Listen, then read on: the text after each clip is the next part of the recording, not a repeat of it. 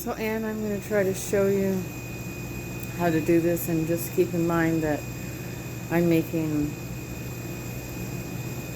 5 times the amount, maybe more, than you will be. Like there's 20 pounds of flour I got to put in here. Anyway, but this is just to show you what it should look like. Here's my mixer, and there's my water. Put the water in first, and then you're going to take yeast. This is my yeast.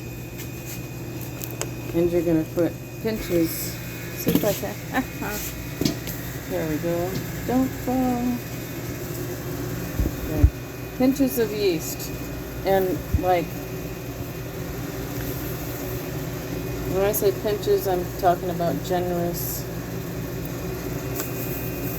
Like this is another one. Pinches. I gotta put 10 in here. Hang on.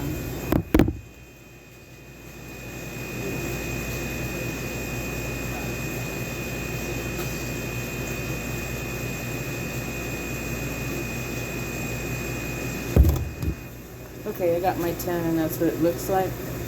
Now I'm gonna put this is the first. This thing happens in, you do this in 2 increments.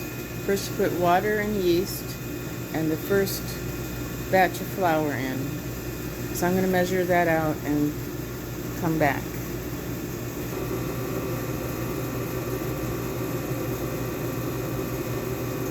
Okay, I think it's filming. So here's my flour. I've measured my flour out in pounds because there's so much of it. You might have to convert it to cups for you, but anyway. You put this first part of flour in there.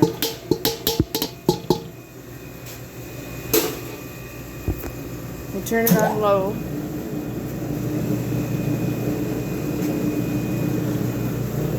And I go get my wooden spoon.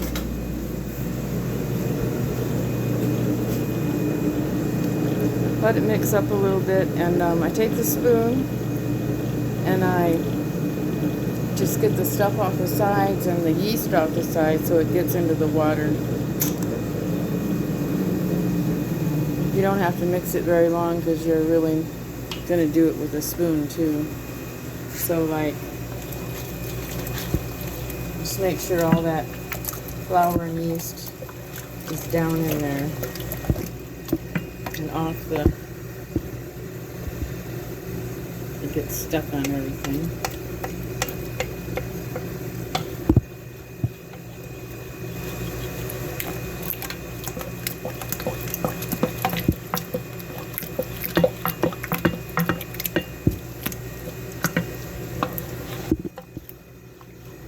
I'm watching what I'm doing more than I am the camera.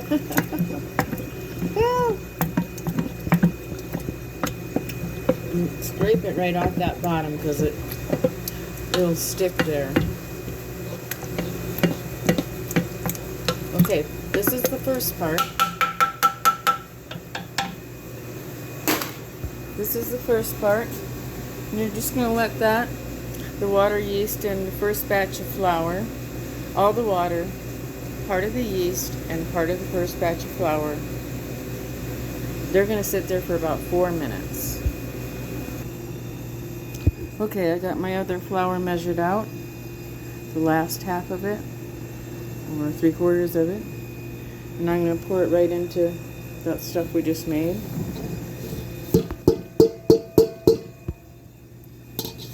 And on that is going to be the salt, usually sea salt, but it's not table salt, just sea salt or something like that, rock salt. Pouring that in on top. Then I'm adding the rest of my yeast. See, the first yeast we added, we let it sit in there a little bit so it kind of activates, but this one we're not. The last yeast, we don't.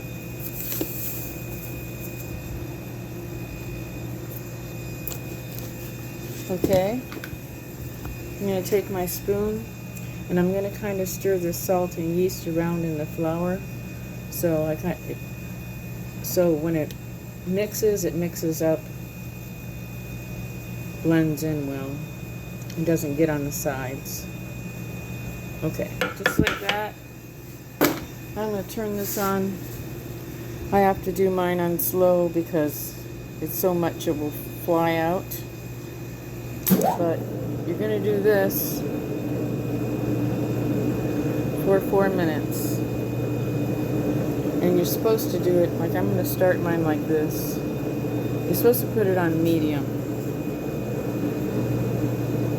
But I have to start mine on slow. Otherwise, I'll have a flower party all over the place.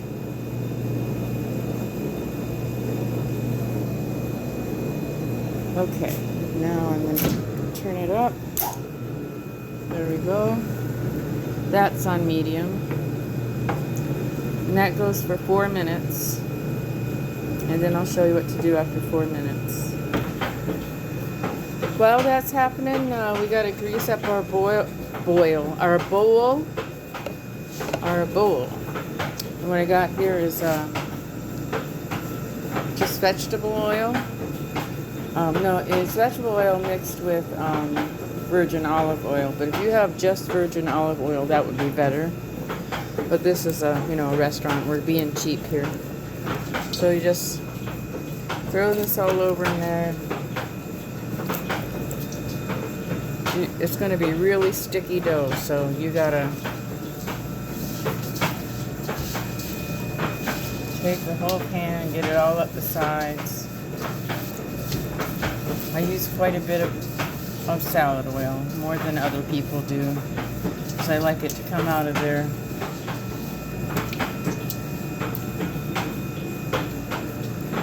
And it's about like, I don't know if you can see this or not. So it's about like that. It's a little bit floaties around there. And it's all up the sides. I've got like 5 bowls I gotta do for this recipe. I'll be back. Okay, I'm gonna try to show you how it has to look. So this dough is a real sticky dough. It's not like regular flour dough where it's going to all come up to a nice ball and you can pull it out in a ball.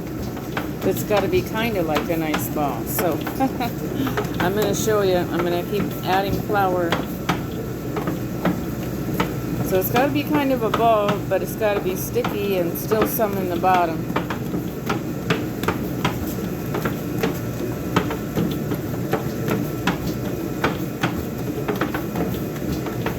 Let that go a minute, and it's still not quite a ball.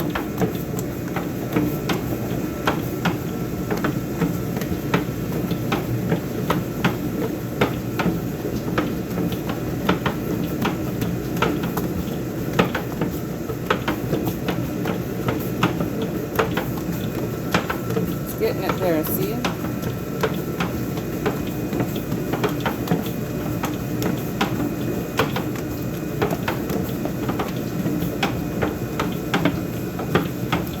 You want it to be a ball, but you want it to still be sticky. So like it kind of forms a ball, but you still have that stuff sticking to the bottom.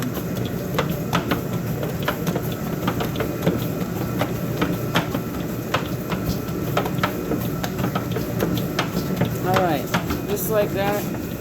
Now for 1 minute, you turn it on high.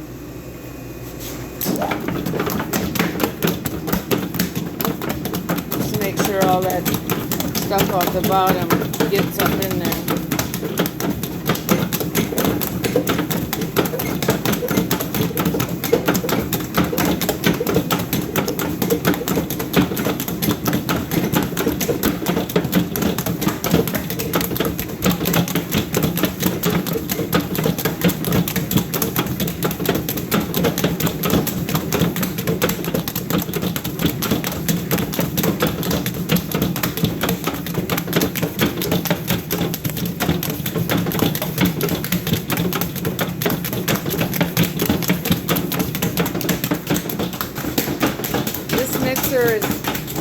This mixer is kind of bad because it doesn't mix the stuff on the bottom. So I gotta let it go high for a while to make sure it gets that up. Boy, I look ugly. There, it's got it now.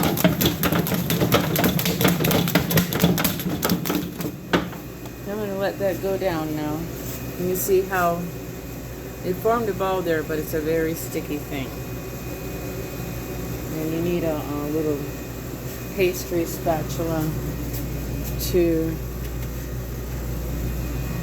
get that off. That's how sticky it is. I'll show you. Can't really show you very well.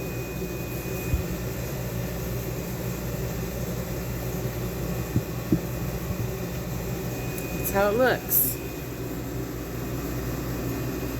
So the thing is that bread is really sensitive to altitude and moisture and pressure and everything else. So whatever happens, just try to make it look like that. Almost every other day I have to either add more flour or add more water or something because the weather changes it. So just as long as you can keep in mind that it should look that way, make it look that way, whatever it takes. Anyway, okay, I'm going to get this out of here. And what I do is because there's so much of it, I got to put it in 5 bowls. I just take it out in increments and I weigh it in that bowl. For what I'm doing, I'm making great big sheet pans, so they have to be 7.5 pounds a piece. So when I write this recipe for you, I'm breaking it down. And I'll try to break it down into cups in case you don't have a weigher. But it's better to have a weigher to weigh it in pounds and stuff. If you don't, you can convert the cups to pounds to cups. I'm not ready to film myself. Damn it. Anyway, so I'm going to put these in the bowls and I'll be back. So I got these all done.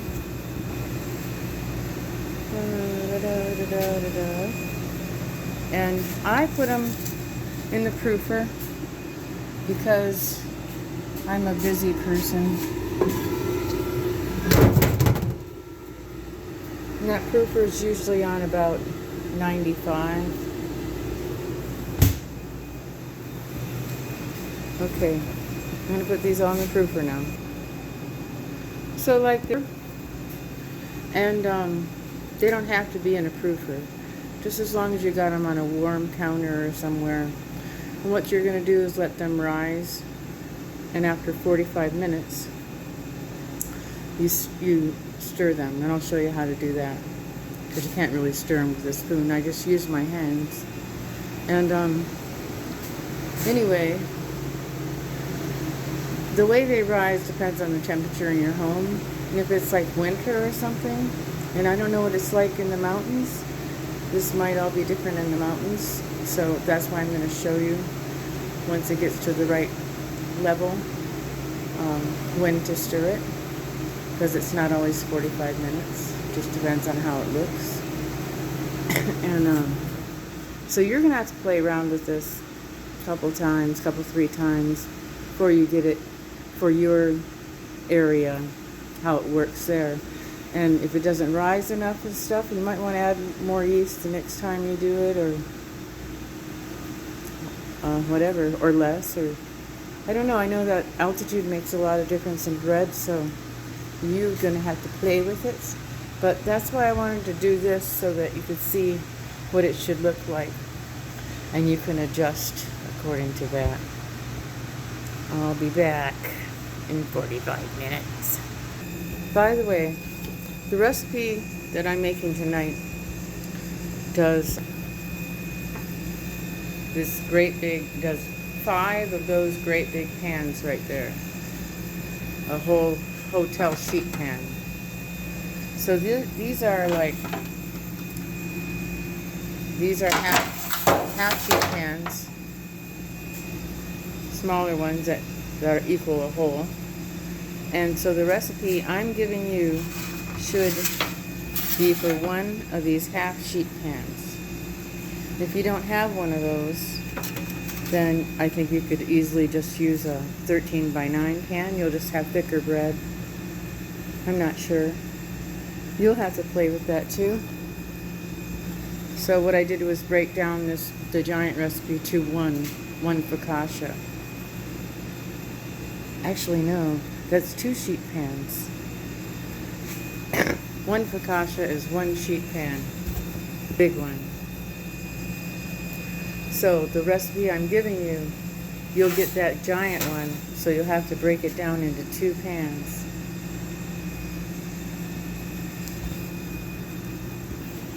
Hope that wasn't too confusing. I'm making 5 and I'm doing a recipe for 1 for you. So that's enough to make a whole giant sheet pan. You can either take 2 half sheet pans, because I doubt if you have a giant sheet pan like that, and make 2, or use 2 cake pans. That'll work. Or you can try to divide that recipe. Anyway, have fun. 45 minutes. Oh, I gotta give you a close-up on a before and after. So this is before, and just so you can see how high up it is on the sides of the pan. Here's another one. This one.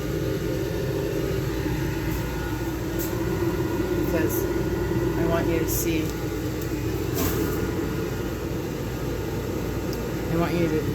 Next thing is for you to see is how much it rises. Well, I don't know how long that was, but this is about what I want it to look like on my first turnover. And you're not really stirring it, you're just going to turn it over. My hands are clean.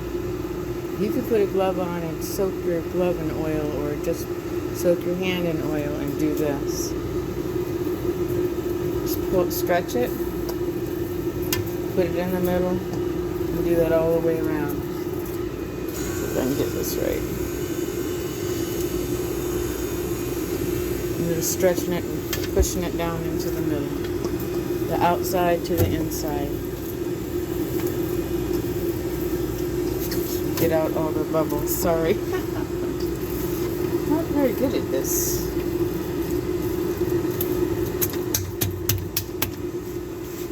So, should look like that when you're done. And we're going to let it rise again for 45 minutes. And I'm going to go take a break and be back. Next rise will be, it's going to be a lot airier and bigger.